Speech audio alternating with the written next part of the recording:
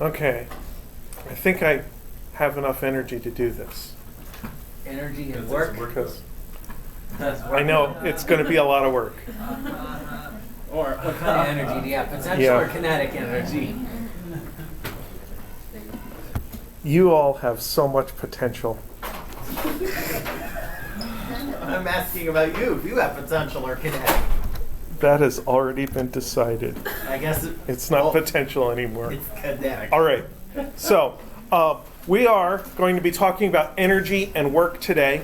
And there's a bunch of equations that define the things that we're talking about. For example, kinetic energy is K equals 1/2 mv squared.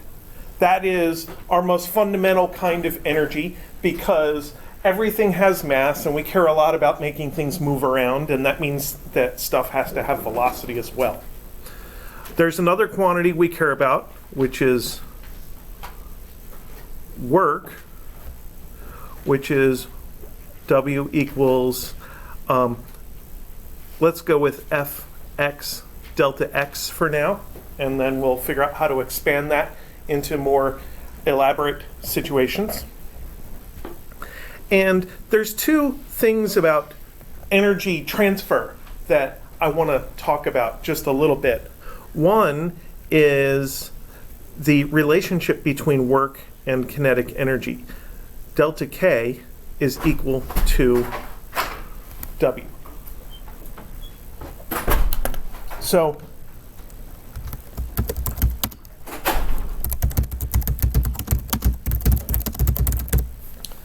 basically, in English, you could say that work contributes to the kinetic energy.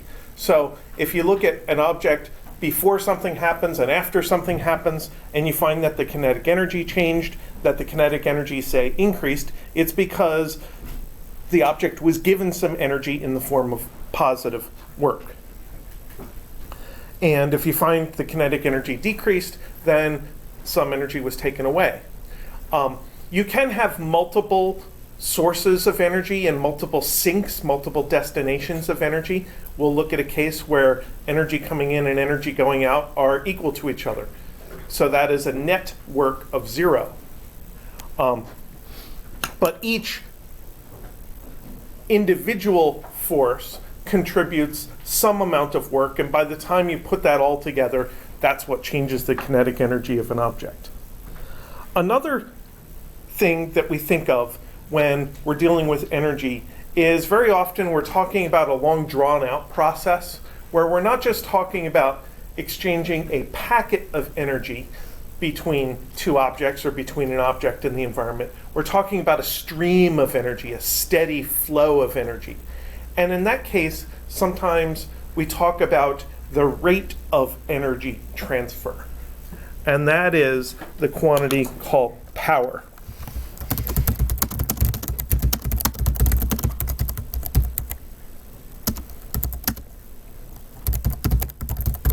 And power can be thought of in the case of moving energy from one place to another, or if you have energy that is in one place and you're changing it from one form to another. If that's happening over an extended period of time, then it's not instantaneous, and the power is equal to delta energy over delta T.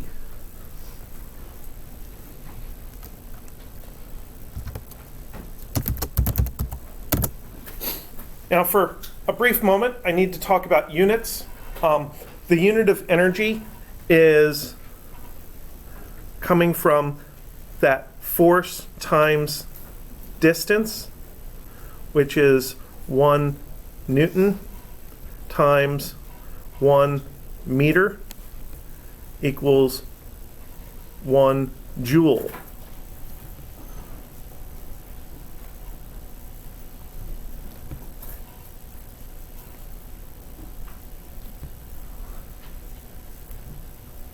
So the joule, abbreviated with a capital J, is our basic unit of energy. We have other units of energy that we use in different scientific and engineering contexts. For instance, the calorie is a common unit of energy in both chemistry and in nutrition. A chemistry calorie is 4.18 joules, and a nutritional calorie is 4,180 joules. So they have a little bit of a disagreement as to whether a calorie is smaller or larger by a factor of 1,000. In engineering, sometimes we use a unit of energy called the BTU, or British Thermal Unit. And I forget how many joules is a British thermal unit. That's something I look up when I need it. Now, when we think about power, delta energy over delta T, that is a joule over a second, which is a watt,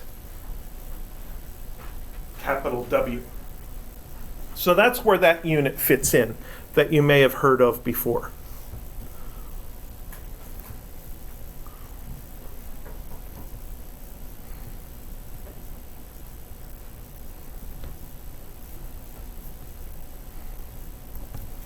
So the watt is our unit of measurement of power.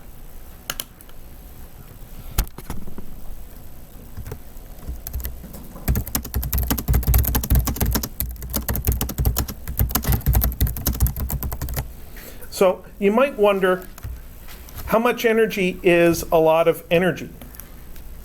So I want to do a couple of sample energy calculations. How about a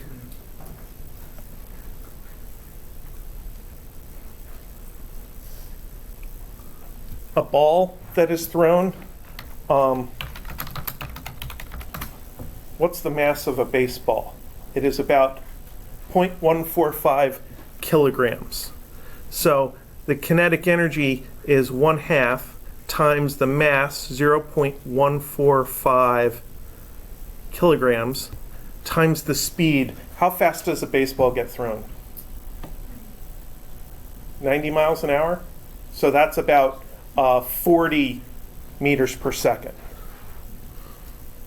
40 meters per second. And if you can throw a ball at 90 miles an hour, then you can have a job as a professional baseball player. Well, now you have to be able to throw a ball 90 miles an hour in the same place every time. Yeah. So this comes out to 1/2 times 0.145 times 40 squared is 116 joules. Which I don't know if that's a lot or a little bit, because that's the first time we've seen a quantity measured in joules.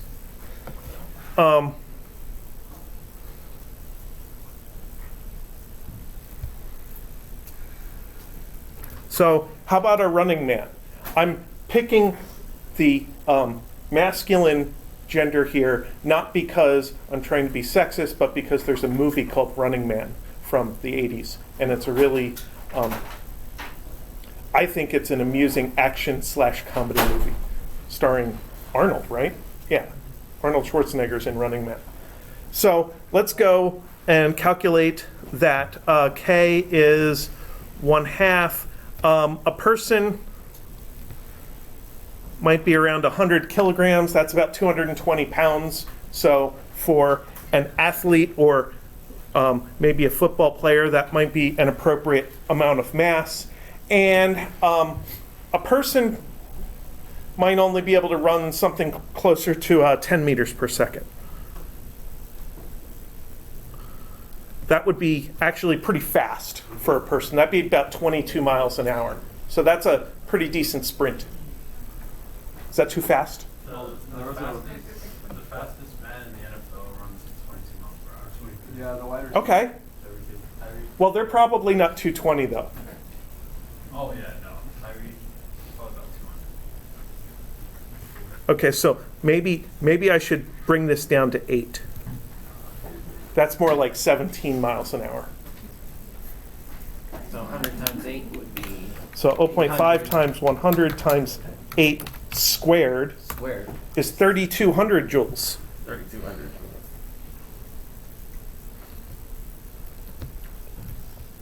And how about a car on the highway? Kinetic energy is 1/2. What's the mass of a car?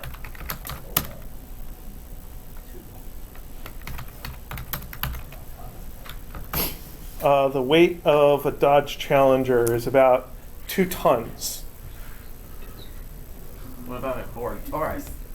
A Ford Taurus is probably closer to 1,500 kilograms. And then for highway speed, let's go with 30 meters per second. So 1/2 times 30, 2,000 times 30 squared. 900 times 2. 900,000. So you see we have a bit of a variable amount of energy involved, depending on whether object is large or small, depending on the speed. We study things in physics ranging from individual atoms up to stars and galaxies.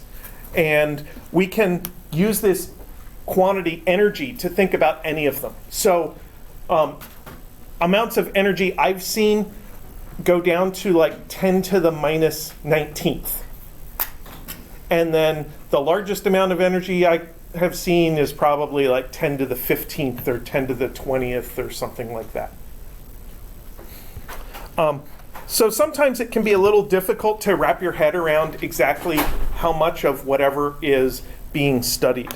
One thing I do like to do is convert energy into dollars, because I do understand dollars to some extent. At least when it's between 1 and 100, I'm pretty good at dollars. Once it gets more or less than that, I'm a little off. So the time that we most directly buy energy is when we buy electricity. And I don't know if you've looked at your electric bill. Some of you may be renting an apartment where you have to pay your own electric bill. Some of you live on campus and you never see it. But the rate that is pretty nice round number is that 12 cents per kilowatt hour is the rate. And that fits into an equation that says something like cost is equal to rate times the quantity. So the rate is a ratio between whatever it is you're buying and whatever it is you're using to pay for it. And in this case, the cost is in dollars and what you're buying comes in kilowatt hours. So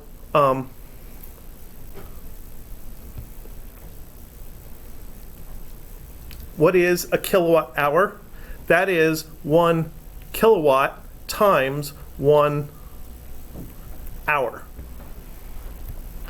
And that would be 1,000 joules per second. That's a watt, as I mentioned up here when we went through units. And then an hour is 3,600 seconds. And then the per seconds and the seconds cancel each other out to get 3.6 times 10 to the 6th joules. So for 12 cents, you can buy 3.6 million joules. And there's a couple of things I want to do with that.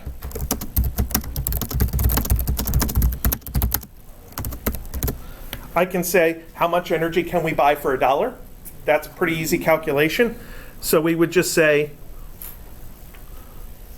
$1 is equal to 12 cents per kilowatt hour times some amount of energy. Cost equals rate times quantity. And then when we take our numerical portion, 1 over 0.12 is 8.33 kilowatt hours for $1.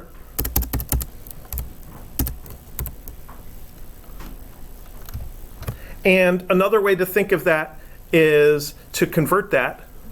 Energy equals 8.33 kilowatt hours.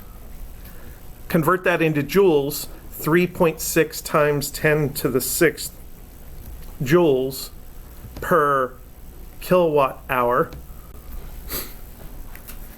Since these two things are equal, that fraction is equal to 1. That's the first thing we did at the beginning of the semester.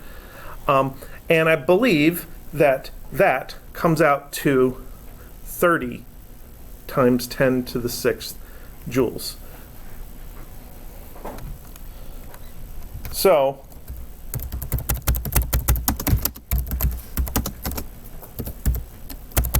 $30 million joules costs about $1. So that's one thing I wanted to do with these calculations, is give us a sense of how much energy is in different things and how much it costs. Now, there's a bit of a discrepancy here because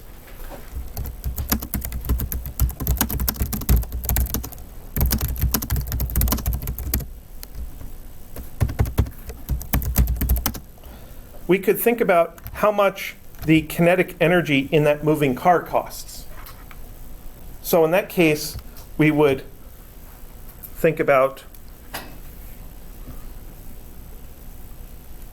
cost is equal to 0.12 per kilowatt hour times 3.16 times, 3.6 times 10 to the 6th joules per kilowatt hour. Whoops. That is upside down. I'm going to fix it the cheating way by just adding a -1 power there, because I built my fraction upside down for the units I had and I didn't feel like erasing. So instead of crossing out or erasing, I just put a little -1 power there to symbolize flipping the fraction upside down. And then multiply that by my 900,000 joules. So that is 0.12 divided by 3.6 E6 times 900,000 is 3 cents.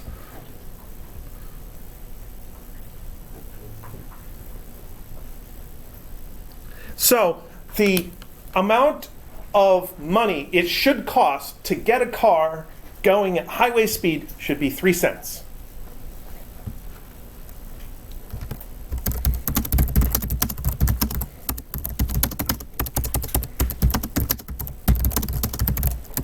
Oops. So if it only costs 3 cents to get the car to go highway speed, why does it seem like I spend so much money on gas? Where's all my money going? There is definitely inefficiency involved. So maybe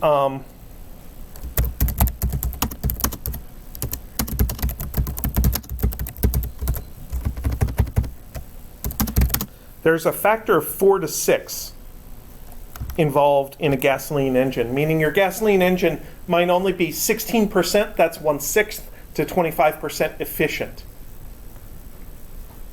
There's something else going on also. When I drive my car around, I do not just give it the energy to go highway speed and then let it keep doing that. I have to keep hitting the brakes.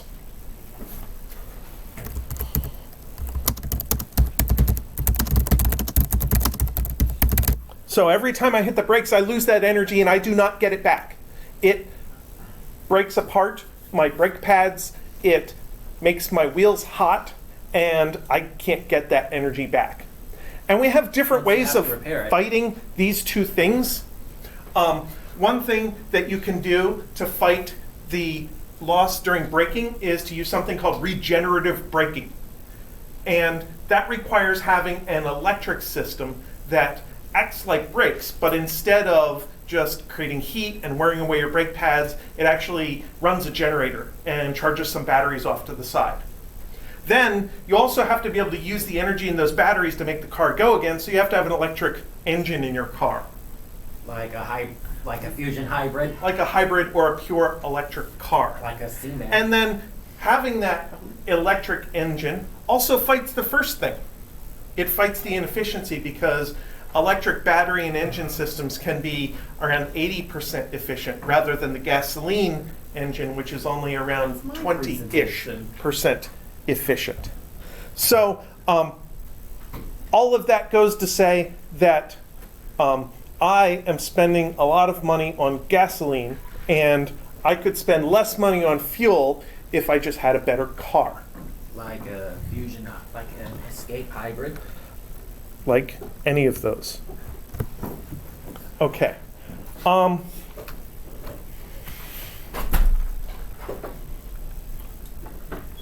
Now, using an electric vehicle does one thing. It kind of kicks that inefficiency down the road a little bit. So instead of the inefficiency happening in my engine, it happens in a power plant somewhere. But the nice thing about power plants is by having so much energy go through the same place, inefficiency loses a huge amount of money. They're much more motivated to spend money on making the system efficient. Plus, it doesn't have to be mobile. It can be very heavy. So power plants can be much more efficient. In exchange, they're extremely expensive and they're stuck in one place. So that is kind of a disadvantage that gets recouped part way of using electric vehicle systems.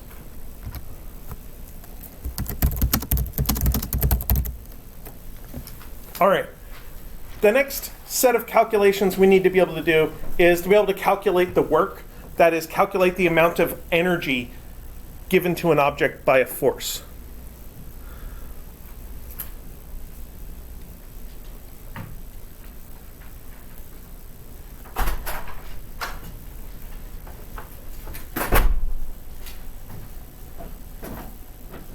And the easiest calculation we can do of work due to a force is the simplest case where we have a force pointing in a direction and motion in that direction. And that's the equation that I started with. Work is equal to Fx delta x. That equation does allow for either the motion or the force to be pointed against the x-axis to be negative. And it points out that in order to do negative work, all we have to do is have one of those turn negative. If they both turn negative, then the work goes positive again.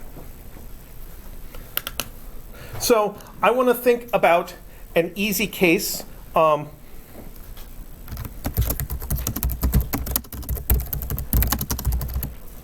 Dropping a ball. So let's take a ball whose mass is equal to 0.145 kilograms. That's the mass of a baseball. And we're going to put it up here, and then we'll have the ground be down here. And I'm going to symbolize the ball falling down to the ground by drawing a future version of the ball at the bottom.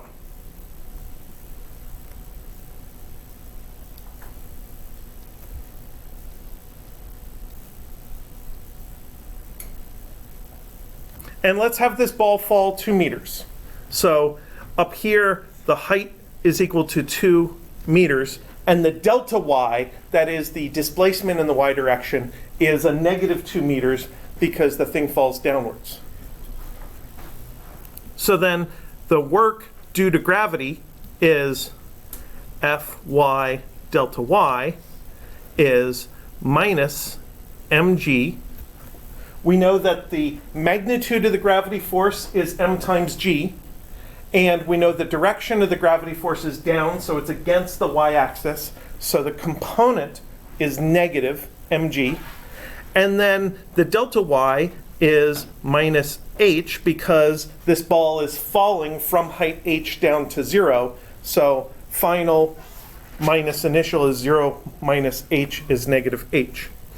So this is mgh is 0.145 kilograms times 9.8 newtons per kilogram times 2 meters.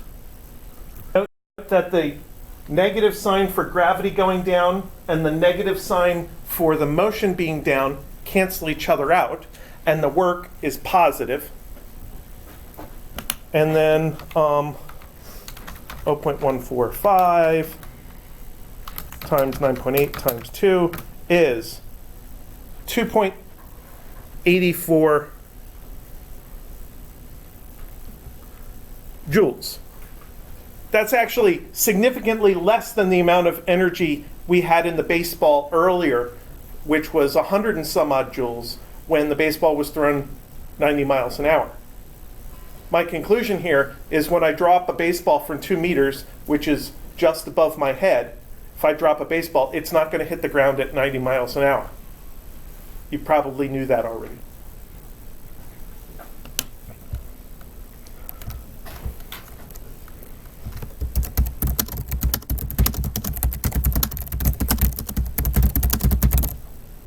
So what does that work due to gravity do? It changes the kinetic energy. So we might have K initial is equal to 0. That tells us that K final is K initial plus work. So you take whatever you start with, add in the work, and that gives you the total final energy. And the numbers are easy here. It's 2.84 joules, and that is equal to our 1/2 mv squared. So of course we need to be able to take that and solve for v occasionally. So 2k over m would be v squared.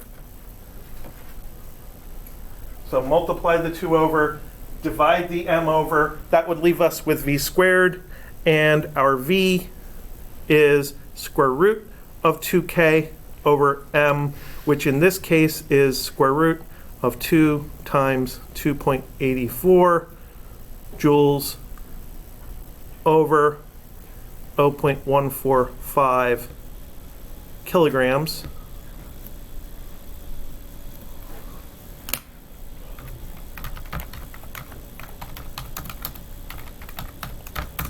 Which is 6.26 meters per second.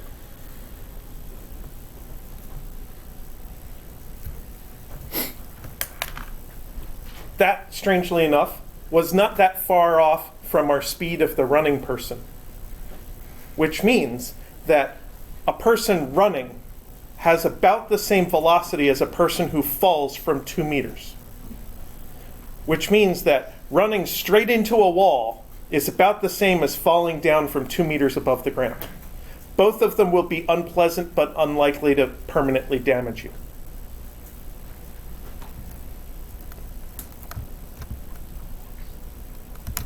So that's the easiest case of balance of work and kinetic energy that I can think of, is gravity being the force. What can we do differently?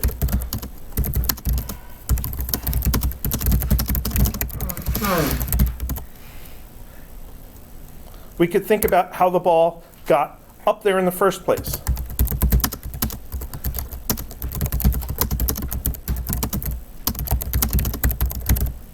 And the traditional way to imagine this is to think about a process of lifting the object slowly from the ground. Why slow?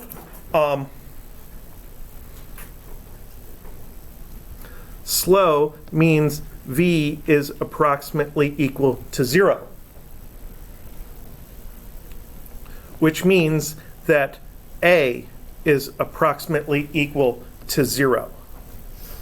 If your object is approximately not moving, then it doesn't have any velocity, which means F net equals 0, which means that your force normal equals your force gravity.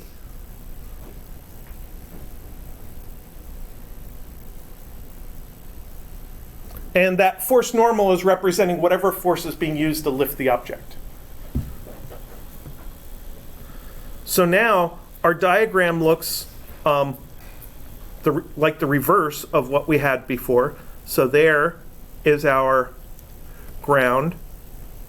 There is our mass, which goes up to here. And we have force normal pointing up and force gravity pointing down.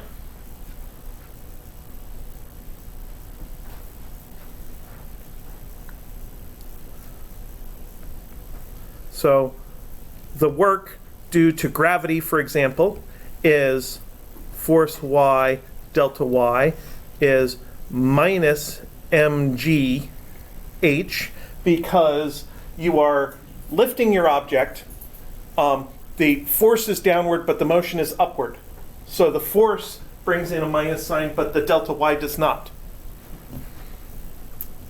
And the work due to the normal force is force normal times delta y, which is mgh. And the net work is equal to 0. So when you lift an object, you are giving it some energy. You are exerting an upward force, and the motion is upward. That is giving the object energy. And gravity at the same time is taking that energy away. And the net result is no work done on the object, which means that it could start at rest and end at rest. And that fits our description of moving it very slowly.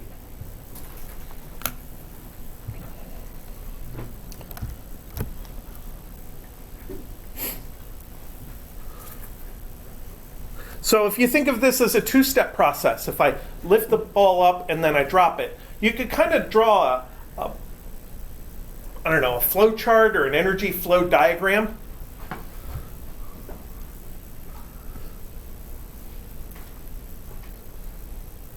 So the lifting process, we'd have a container here which represents kinetic energy.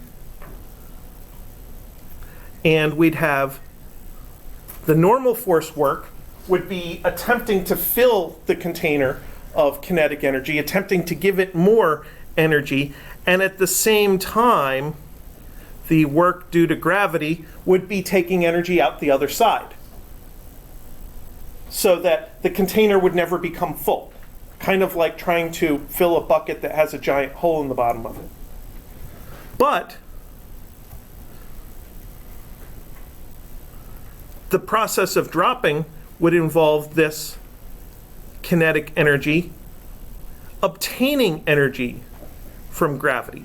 So this is minus mgh, and this is plus mgh. And in the process of dropping something, that kinetic energy container does become full. When the object hits the ground, it's moving.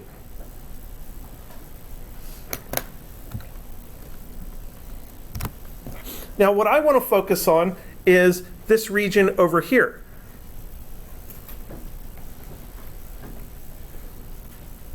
This big empty spot in the diagram.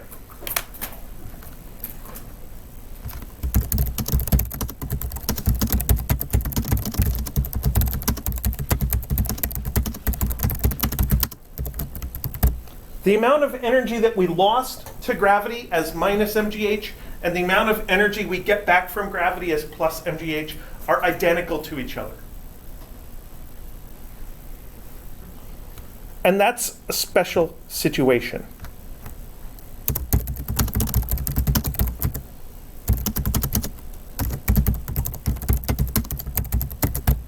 Gravity is what we call a conservative force. There are other forces that are not conservative, that we call non-conservative forces. A force where it only ever takes energy away from you would be an example of a non-conservative force.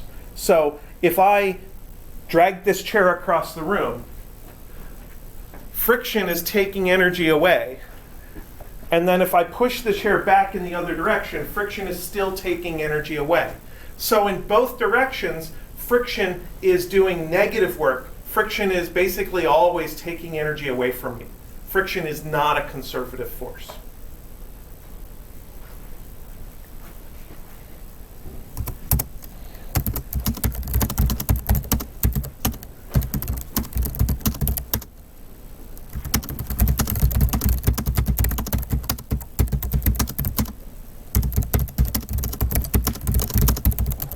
And what we'd like to do is think of conceptually, mathematically, of a place where that energy gets stored in between the lifting process and the dropping process. That green dashed line that I drew there in this energy flowchart diagram. So this is the potential energy thing. That's what potential energy is. It's a place where you can temporarily store energy by increasing the potential energy and then get it back later by decreasing the potential energy. So this is a box called capital U.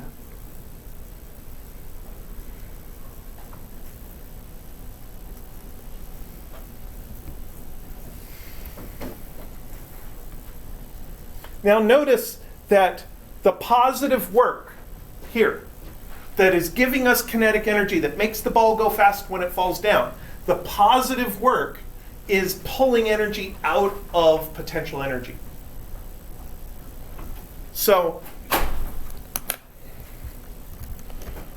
during a conservative process like that,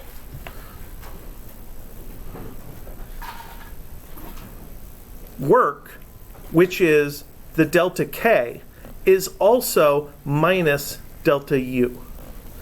The same positive work that is adding to the kinetic energy is taking it away from the potential energy. One of the biggest questions I get about the energy unit of our course that I've gotten for years and years and years is, where did that stupid minus sign come from? And what I'm hoping is that drawing makes it clear where that minus sign comes from. It's in the idea that when you make a purchase, you are losing money, but the vendor is gaining money. The cashier takes your money. So they have more money in their drawer, you have less money in your wallet. Like I may have said, hopefully you get something of value in exchange, otherwise you got swindled. That we did. We're not really concerned about that part here. We're more concerned about the idea that this positive delta K corresponds to a negative delta U. What does the letter U mean? U means potential energy. I better make note of that. Yes.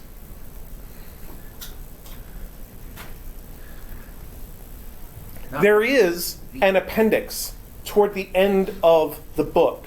So it's before the index. If you have the print version, it is very far down in the table of content.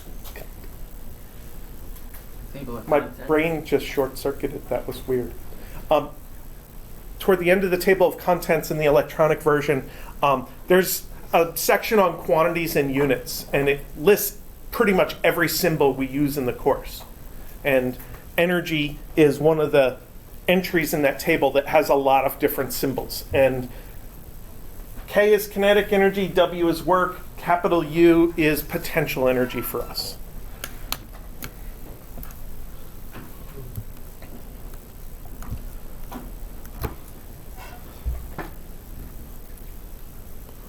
So the work due to gravity is the force of gravity times delta Y, which is basically minus mg delta Y, which is minus delta U.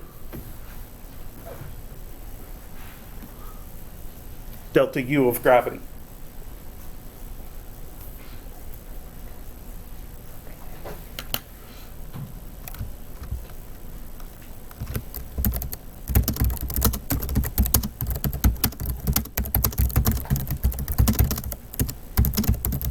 So what should our U look like? Not with a delta in front of it, but just plain U. So that when we subtract it, we get something equal to mg delta y. Let's try U gravity is equal to mgy.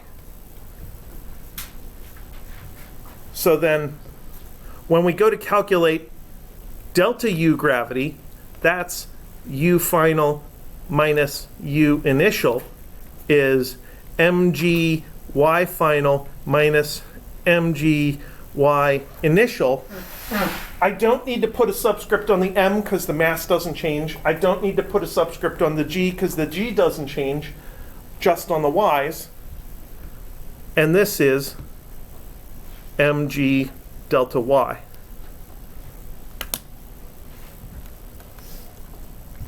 So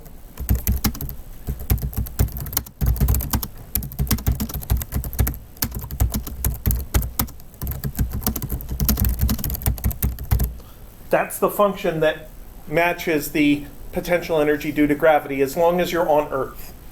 We'll get to more complicated systems when you're not on Earth later on.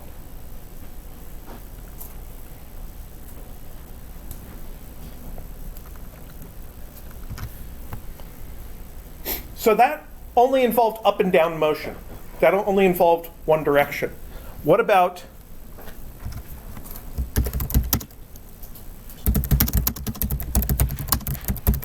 work due to a diagonal force?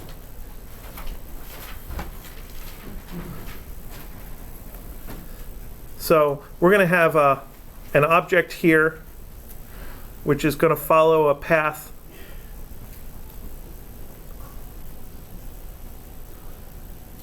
over to there.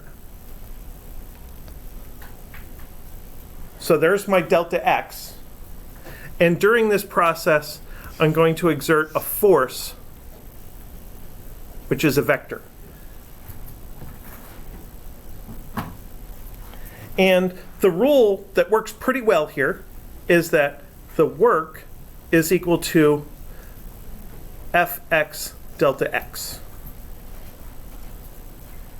That's the same rule we had before, but now instead of being one-dimensional, this is x component of the force. And that fits, it works great. All we have to do is be able to find vector components, which is why we spent some time before exam 1 talking about vector components, and then we spent a lot of time before exam 2 talking about vector components. And here again, we have to talk about vector components. So we might know this angle in here, that angle theta. And then that horizontal distance there, that's f sub x.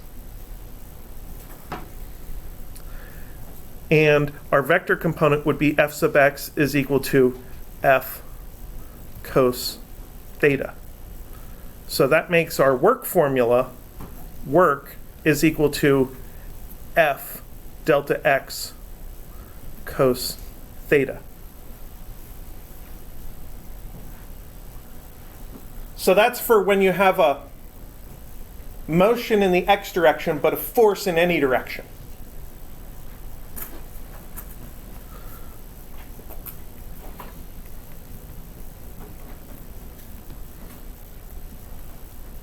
And that exact same thing works if your motion is in any old direction, x direction, y direction, diagonal, whatever, as long as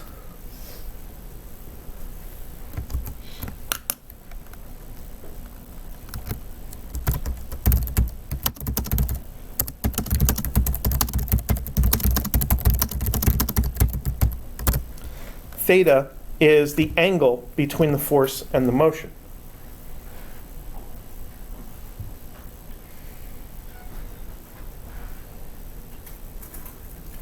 And there are a lot of, I have 3 different things I want to think about this now. There are a lot of different things to do here. and they're all useful and help you develop intuition about how calculus applies to physics and engineering. One thing we could do is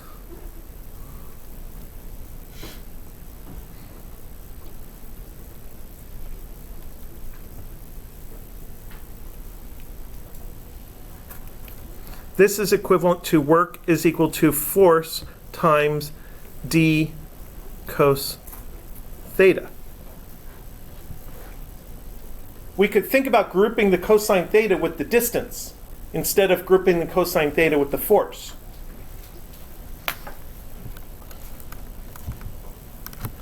So I could write that as work is equal to force times d parallel. That is very similar to another formula that we dealt with already. We dealt with a formula that said torque is equal to plus or minus force times d perpendicular. And that allows me to point out that torque and energy have the same units. They're formed both from the idea of multiplying force times distance. This one is always said to be in Newton meters, and this one is always said to be in joules. So in order to help us distinguish units of torque, force times perpendicular distance, from units of energy, force times parallel distance, when we're talking about torque, we always keep the newtons and the meters separate from each other and say Newton meters, or N times M if we're using symbols for our units. Whereas when we're talking about energy, we combine them together and simplify it and say it's joules, capital J. So that's one big difference. Another big difference is that the work involves a distance that is parallel to the force, whereas the torque involves a distance that's perpendicular to the force. So if I have a 40 centimeter bar and I apply a sideways force, that's going to try to twist that bar and make it turn in some direction or another. But if I move something through that distance along that direction, then that's going to do work and change the energy of an object from mgy equals 0 to mgy equals something.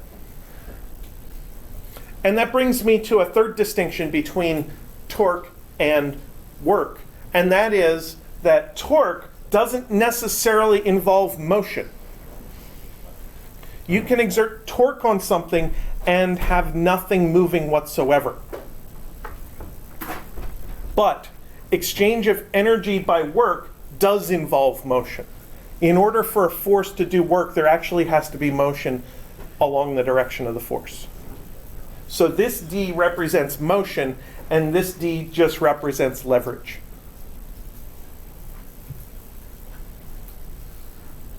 So those are kind of some similarities and differences between torque and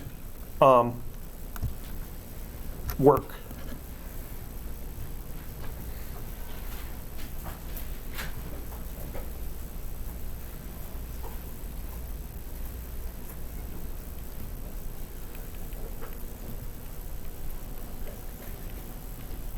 Now we could group the cos theta with the force instead. We get work is equal to F cos theta times the distance. And that is basically saying that F parallel times the distance is equal to your work. So if you have a force and a motion that are at weird angles to each other, if the force is in the x or y direction, you'd probably want to take your component of your motion. Take your x or y component of your motion. But if it happens to be your motion that's already in the x or y direction, then you probably want to take a component of your force. And you can take a component of either one, not both, because there's only one factor of cos theta in the ultimate formula.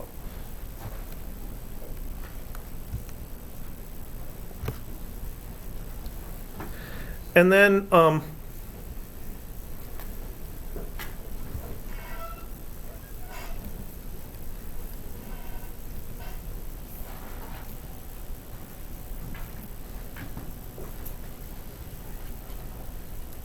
there is a way of multiplying two vectors called a dot product, which is basically the combination of all of that.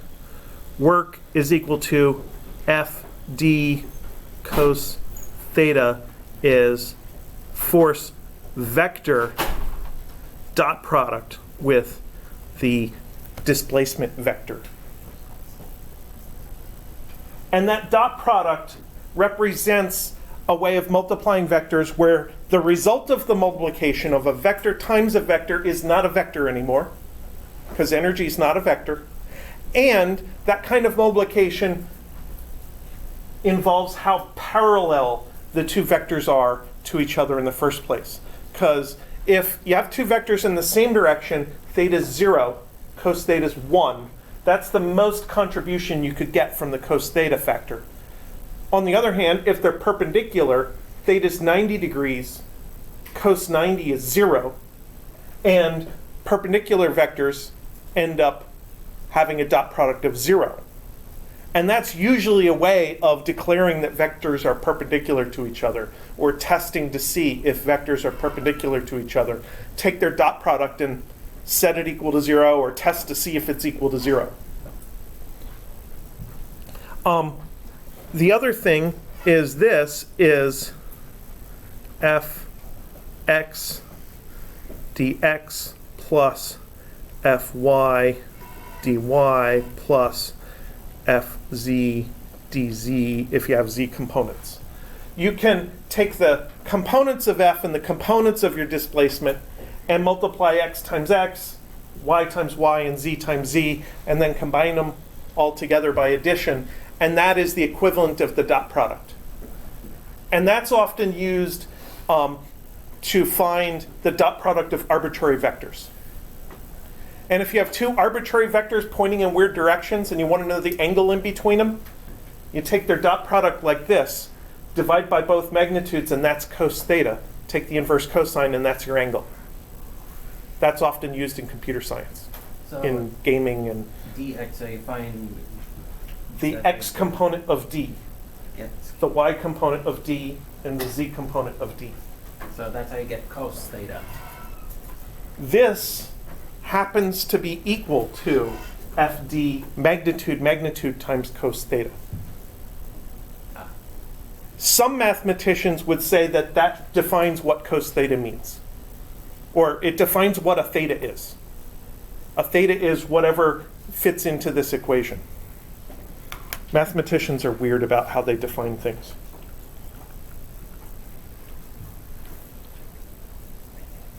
So that's a bunch of different ways of thinking about work. One thing I have to do is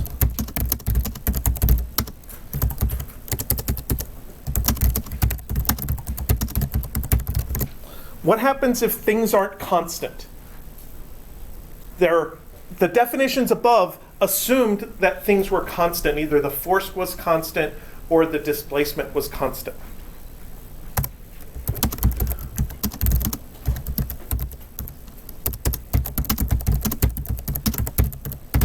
Basically, what you do then is you take your journey. Your object maybe travels in a curvy path. Your force changes throughout the journey. Sometimes it's small, sometimes it's large, sometimes it's in the direction of the motion, sometimes it's against or sideways.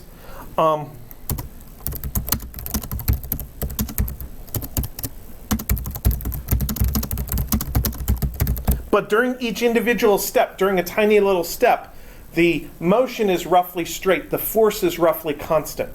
So you can use one of the above formulas to calculate the work.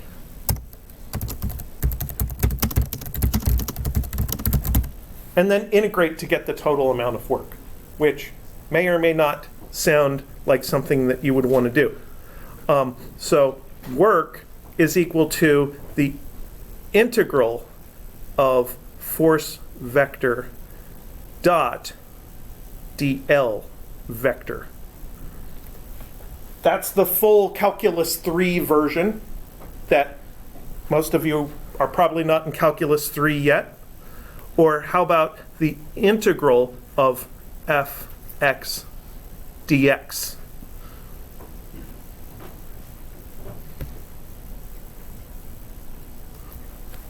If you're only talking about one dimension.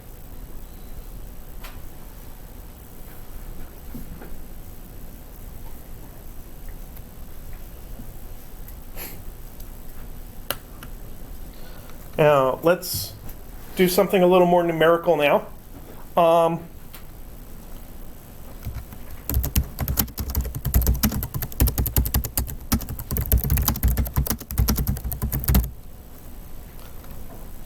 One of our favorite examples of forces, an incline.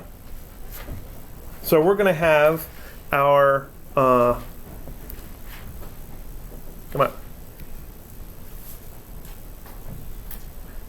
incline here.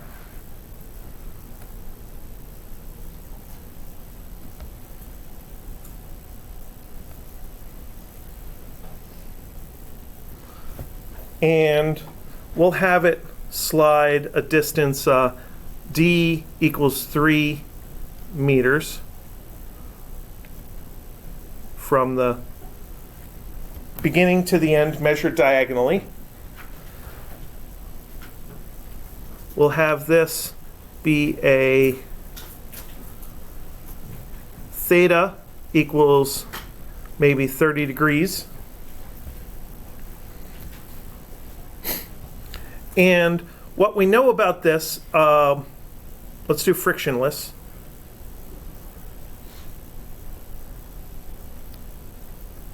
What we know about this is we have a force of gravity, which is that way, and a force normal, which is that way.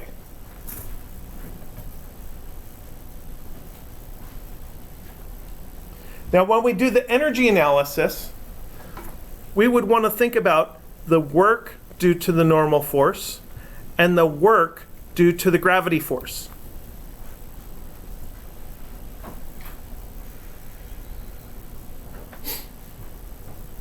And one of these is extremely easy to do. The work due to the normal force is easy here because the motion is down the incline, but the normal force is perpendicular to the incline. So that would be force normal times d times cos 90 degrees, which is 0. That's kind of convenient. The normal force doesn't do any work.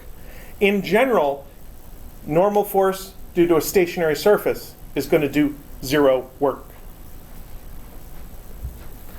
For gravity, I want to do it using that version of the work formula. Let's take the y component of gravity times delta y. That's kind of like saying Fg times d parallel. So I'm going to take the parallel component of the displacement. And since gravity is a vertical force, the parallel component of the displacement is the delta y. So I need to find that over here. That's the comparison between that height there and there.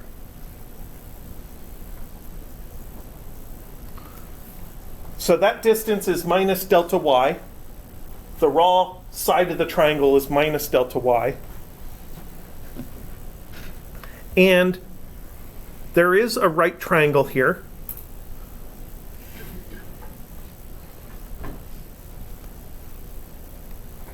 Oops. And that delta y is the opposite side of the triangle, so it goes with sine of theta. So your minus delta y is d sine theta.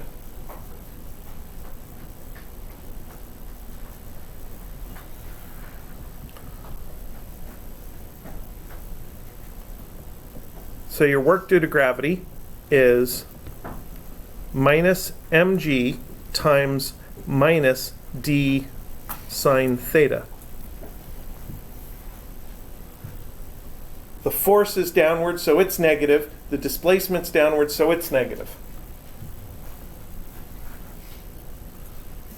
And this is just mgd sine theta.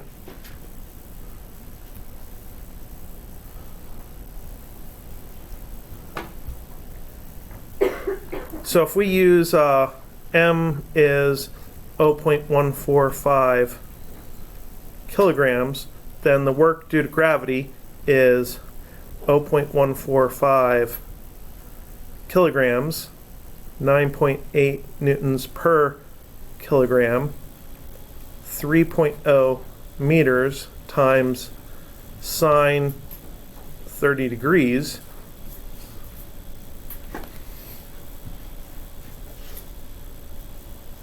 which is a number, I'll write it down, 2.13 joules. That allows us to calculate how fast this object is going at the bottom of the ramp. And one of the advantages of this is we never had to find components of the gravity force. Remember when we analyzed the incline using force and acceleration, we had to shift over to a tilted coordinate system, and we had to find the downhill component of the gravity force, which was mg sine theta, and we had to draw a weird diagram and look at a weird right triangle in order to figure out that it was the sine theta component of gravity that was making the ball go down the ramp. Here, we only have one diagram with one triangle, and it should have been readily apparent that the vertical distance, which is what's involved in calculating the work due to gravity, that's the one that is the parallel displacement. The vertical distance is opposite theta. That automatically tells us that we're supposed to be using sine theta in that calculation. So I think that this version of analyzing the object on an incline is actually a little more intuitive than the force and acceleration version. I think this version's a little bit easier.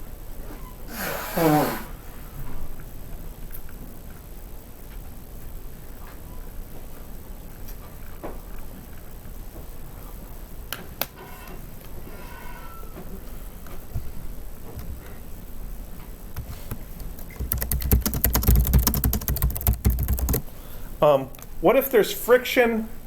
Well, then we have to go back to the force analysis.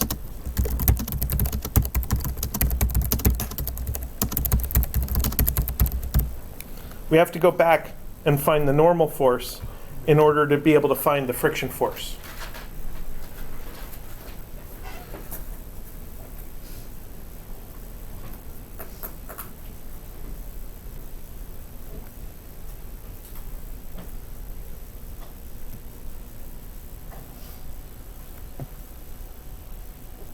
The air conditioning's doing that spooky quiet thing again.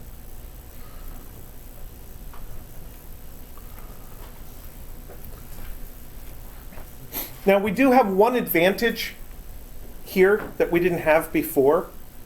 The advantage is we already know that it was the sine theta part of gravity that made the object go down the incline. That means we already know that it's the cosine theta part of gravity that generates the normal force.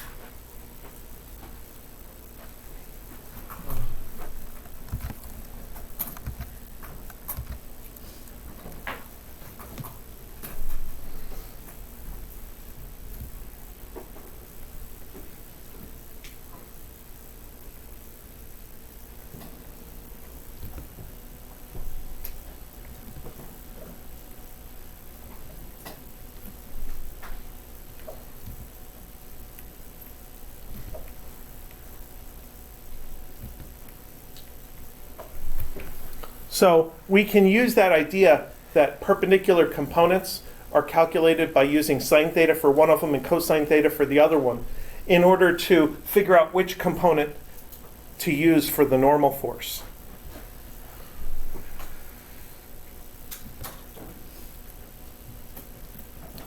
And that means our sliding force friction is mu mg cos theta.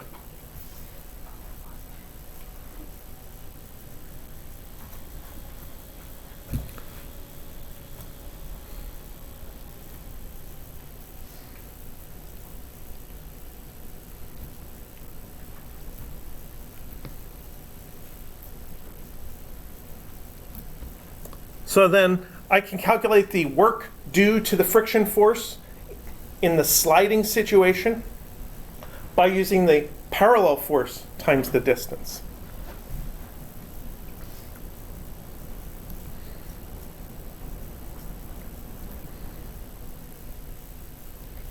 And the downhill component of the friction force is minus its magnitude. So I get an extra minus here because friction is pointing against the motion. And then all I have to do is multiply it by my distance. So let's say mu equals 0.2. So then we'd get work is equal to minus 0.2 times 0.145 times 9.8 times cos 30 degrees times 3.0 meters of distance.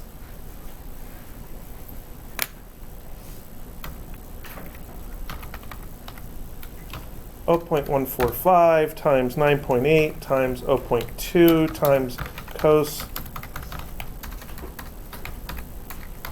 30 degrees times 3.0 is 0.738, 0.74 joules negative.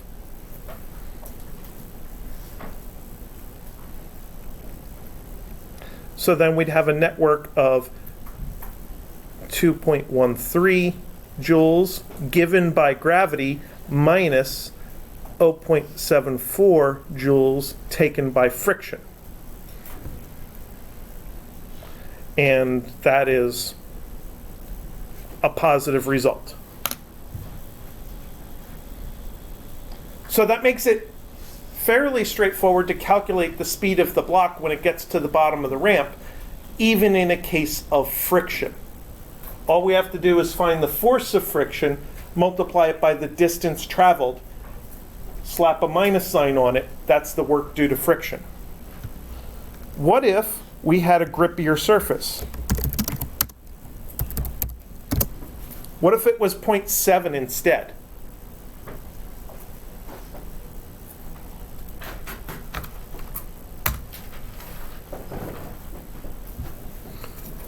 Then work due to friction is minus 0.7 ... All the other stuff is the same as minus 2.58 joules. So then work net is equal to 2.13 joules given by gravity minus 2.58 joules taken away by friction is equal to minus 0.45 joules.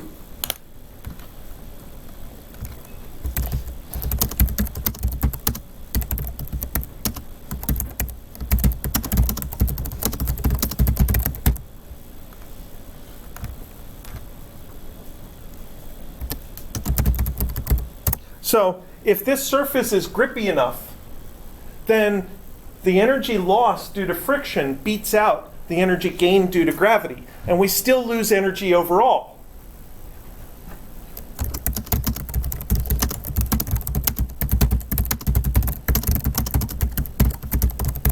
If we started with no kinetic energy, that's not allowed. We're not allowed to have negative kinetic energy.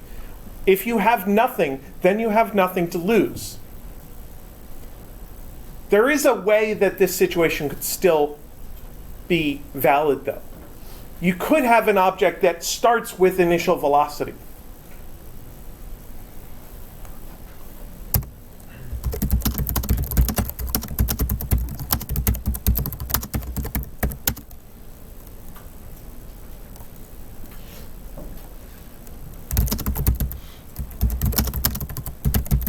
So then you could think of this as a process of a car going downhill, slamming on the brakes, trying to stop before it gets to the bottom of the hill. And that would be a model of this situation. And the work due to friction would indeed take away some of the car's kinetic energy.